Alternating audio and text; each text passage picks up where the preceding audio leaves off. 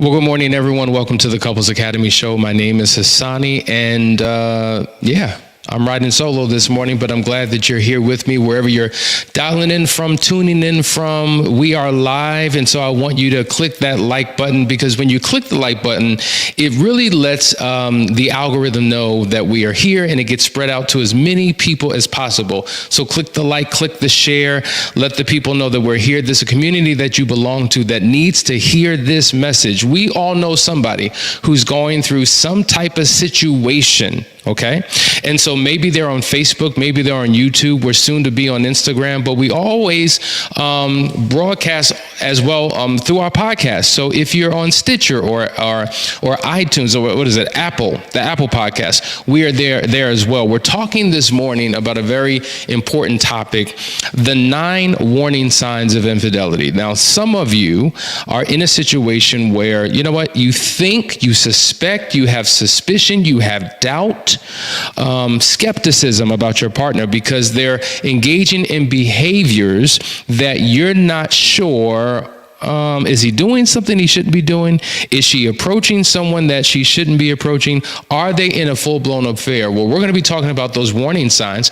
And it's also a part of the previous conversation about understanding the narrative of the affair and what created it and what led to it and what were the signs. A lot of times when people struggle with trust, one of the people that they struggle to trust is themselves. Because how in the world did this happen for so long under my nose? I wasn't aware of it. I didn't smell a scent. I didn't see anything. It totally caught me off guard. And then there are others of you who have a feeling, who have an inkling, like this discernment that you have, that something's just not right. But because you don't have the evidence, you rationalize and justify why everything is fine. But lo and behold, you begin to discover that things are not fine. In fact, things have been going on for quite some time, and it finally has been revealed. And so let's dive into this conversation. There's a few things that you can be looking for that may be indicators that something is off. Number one, there is this overwhelming sense of privacy. Now, here's the challenge. Privacy and secrecy look the same. They demonstrate themselves typically in a similar way, but the motive and intent is usually different. And usually when someone's in an affair, they become very private. They become very secretive, very clandestine. And so you notice that they always have the phone with them everywhere they go. It's like they have a death clutch on it. And so they're waiting for a text or maybe an email or a phone call. And if the phone is over there and I'm over here, there's a possibility that somebody may see or somebody may hear, somebody may grab. So I got to keep it tucked in. These are the individuals who actually sleep with the phone underneath their pillow, wrapped up in their sheets for fear of what may happen in the middle of the night. Either a call comes through or a spouse who has suspicion may reach out and then begin to do what? Look through the phone. So we don't do that. When a phone call comes through, there's a tendency to get up and walk away, to walk into another room for fear that somebody may overhear a conversation. And so this is what typically happens. They go missing for several minutes or for several hours, or they're always going on rides. Where did you go? Oh, I went to the gas station. Yeah, I went to get some zigzags. I went to get some cigarettes. Yeah, I went to the grocery store, right? And so they're using that time as an alibi to connect with their partner. And what happens is they're able to enjoy the pleasures of their secrecy without prompting any curiosity from their spouse because they have left. These are individuals who wait till everyone goes to sleep at night, right? So once the wife has gone to bed, the kids have gone to bed, that's their sign, that's their cue, and they will wake up and they'll get on that computer or they'll grab that tablet or they'll grab that phone. And so because everyone's asleep, there's no interruptions. And now there's a freedom that they have, right? That they typically don't have throughout the course of the day during waking hours. And so this level of secrecy really fuels the affair. And so if you have have any questions or any doubts about what your spouse may be doing, or you're noticing that he or she is just missing, or why does it seem that they have these particular tendencies, it could be an indication that something is going wrong. The second sign that we have to be aware of would be schedules. Now, we've always heard the classic, I'm working late, right, excuse. And so a lot of times if I'm working a regular job from 9 to 5, either throughout the course of my day, I'm engaging in conversation or interaction with a potential affair partner. So I'm using my breaks, I'm using my lunch hour to get away. So maybe we meet somewhere, maybe we go somewhere, or maybe that's the time when I have a break to connect. And so rather than connecting with my spouse and checking in, I'm connecting with my affair partner. And so when we pull the records, we notice that there are hundreds and hundreds of calls being made all throughout the day, and it's a blow, right? Because shouldn't you be at work? Shouldn't you be in meetings? Shouldn't you be on the field? Or shouldn't you be doing whatever it is that you're doing? How could you afford to spend all of this time engaged in back and forth communication and interaction and secret rendezvous and all these types of things with your affair partner? You see? But in addition to the regular work hours, sometimes it's, you know what? I got a project, I'm working late. Yeah, it's going to be a couple hours. And so I'm using work as the excuse, but really I'm heading over to the bar, or I'm heading over to the hotel, or I'm meeting someone at a restaurant, or we're going to that place. We know that place that we meet every Thursday at 6 o'clock. And so the secrecy, once again, is tied to this, but the schedules begin to rearrange, right? And so, one of the types of careers that has a high probability of infidelity is when someone is constantly traveling. So that's a part of their business. That's a part of their work assignment. So I got to go away for 2 days on another business trip. Now, either A, they are actually going on a business trip and they're taking their mistress or their, it could be a man, right, the affair partner with them, or they're meeting them in that location. And so they're good at it, right? They'll give you the schedule. They'll tell you the itinerary. Hey, I'm going to be in meetings all day. I got a conference I got to go to. And so hours and hours and hours go by. Lo and behold, it's maybe a work a trip, but they've engaged in a little bit of play in between work, in between sessions. I don't need to go to that workshop. I don't need to do that seminar. I already know what they're going to talk about. I'm not going to that networking event. I'm going to be with you. And so that's what they do. Or maybe it's not a work trip at all. They're using that as a cover, but really they're going away on a secret rendezvous, an excursion, right? They're traveling overseas or a different part of the country, or maybe they're saying they're going away, but really they're local. So you think they're in another location, but they're right around the corner. They're a town over. They're in another part of the state.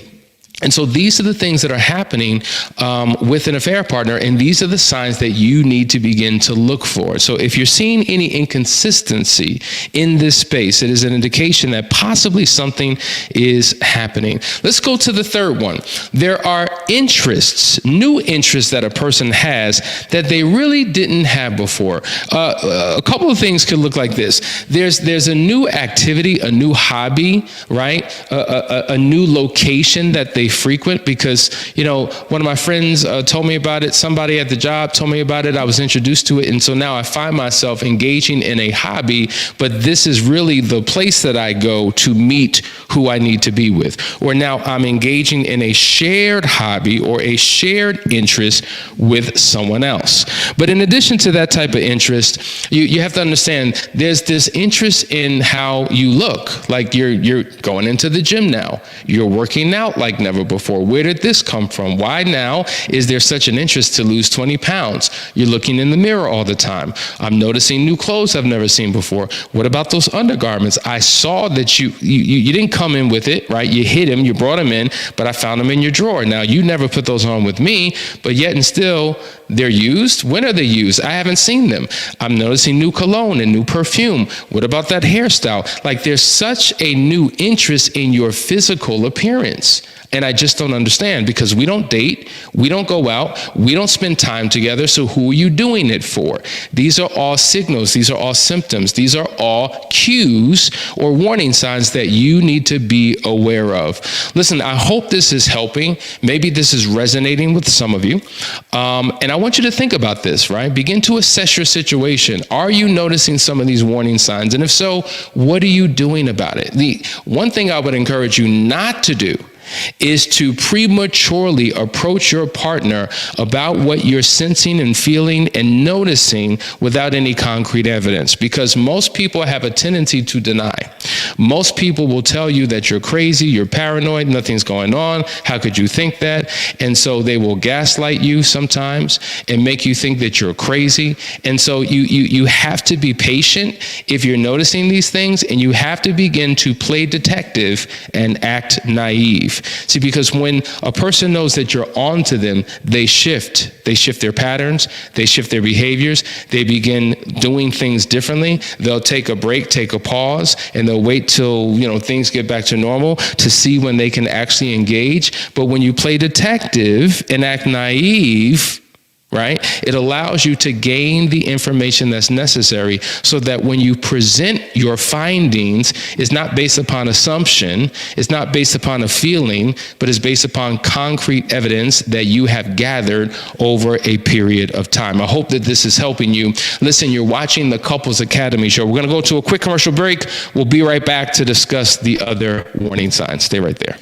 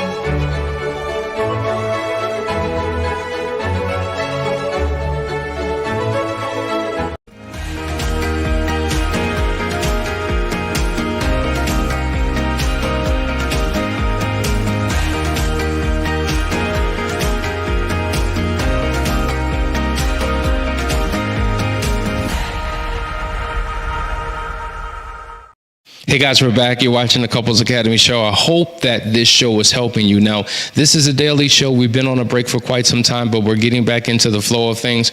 Maybe you are going through a situation in your relationship and you are in need of help. If so, you need to reach out to us. Set up a discovery call. Either you can text 678-200-8996 or go to the website at couplesacademy.org and set up a free 15-minute discovery call so we can talk about your situation to see how we can be a support to you. We have practitioners all throughout this country who specialize in infidelity recovery and divorce prevention. Why wait? Why continue to do things on your own? Because when you do so, it just makes the journey a lot harder and a lot longer. Get the help you need. Reach out to us. That's what we are here for. Also, as you just saw, the Unearthed Retreat. It is happening in April, the end of April. This is an event that you do not want to miss. If you are a woman with a pulse, or if you're a man watching right now and you have a woman with a pulse, she needs to be in the building because it's going to be a transformational experience. So just click the link in the description to find out more about how you can register today. All right, we're talking about the 9 warning signs of infidelity. Let's go to the next one. Children. Now, what do children have to do with this affair? Well, it's about the relationship that the unfaithful partner has with the children. Either A, there's more of a focus and attention and an over affection towards the children as a cover, as a mask. Because when someone's in an affair, typically they're not giving you the affection, they're not giving you the time, they're not giving you the attention. There's a disconnect here, there's a breach. And so because there's an issue here, and sometimes, this wall that is being built up because I feel internally guilty, or I have shame, or I feel something inside that if I get too close to you, you may see me for who I really am, or things that may come out in our interaction. I'd rather avoid you and give all my time and attention to the kids, but in a way that's not common, that's not typical, right? And so I overindulge in that interaction. Or maybe because I'm in the affair, the opposite is true.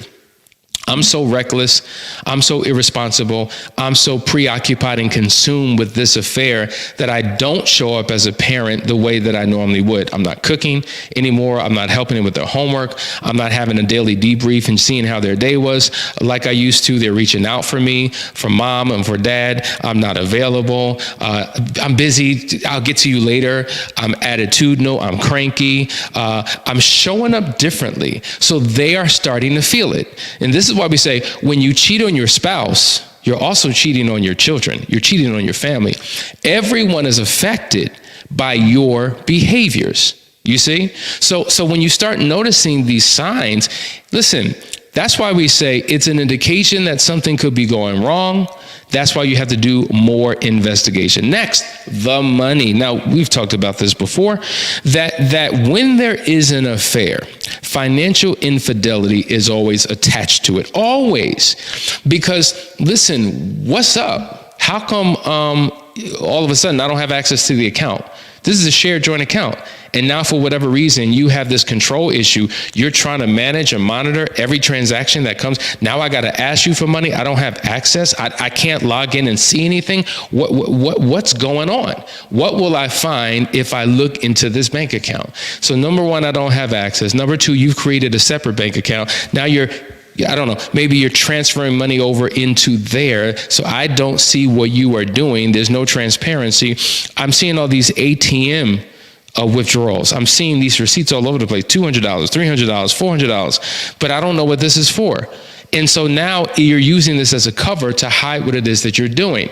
I'm noticing that there are credit card charges, right? Why is the bill $8,000 this month? It's typically $2,000. And now I'm seeing all of these just ridiculous expenses. And what is this store? What is this? You don't even go here. This is on the other side of town. What did you get here at this time in this place? It wasn't me. It wasn't the kids. So their financial habits are a huge giveaway and indication that something's wrong. Or you're not aware, you're kept in the dark, because they know that if you saw any expenditure or any purchase, it would draw red flags. So when the money starts getting funny in terms of the way that your spouse interacts with it and interacts with you, that could be a sign that something is just not right.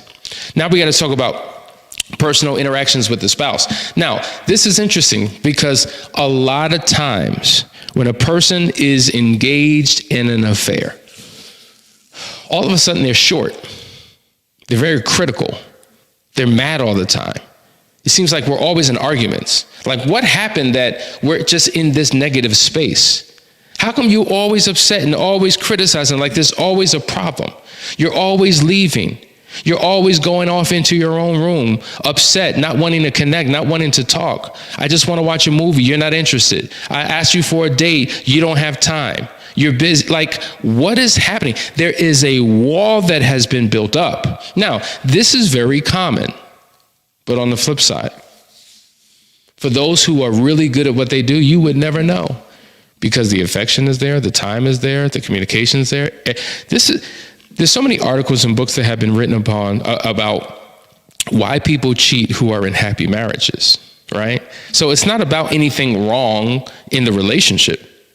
There's something wrong inside of the person that would drive them to do what they did. And so this is why it's such a shock and so confusing to a lot of people, because everything was going well. We just had a wonderful date night. We just came back from a great vacation, and you've been in this affair for this long. And so this is why you can't look at certain behaviors as absolutes for anything. Anytime I give you an absolute, you can come back and tell me, well, that wasn't my situation. So this is why we talk about it in a general sense and show you the nuances and show you the uniqueness of every situation and how it can be a sign. But when there is apparent turmoil, when you are in distress, when you are in this season of constantly feuding with one another, and there's this anger, which is unexplainable, coming from your partner, it can be an indication that they are involved in an affair, because it's hard to split your emotions in two different directions. There's a high level of emotional intensity that a person has for an affair. And because of their emotions are going in one direction, it's pulled from another.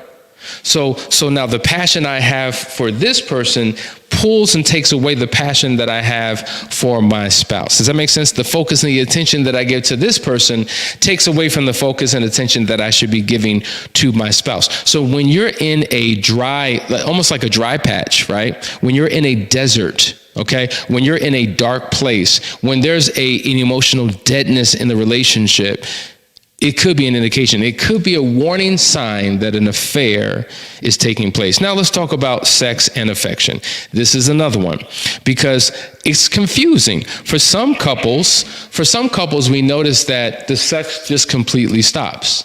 Like, we used to have a very healthy sex life, and now when you're in an affair, it seems like you're so preoccupied with that person, all of your sexualized energy and focus and attention and interaction is for another person. And so now there's almost like we're in a sexless marriage.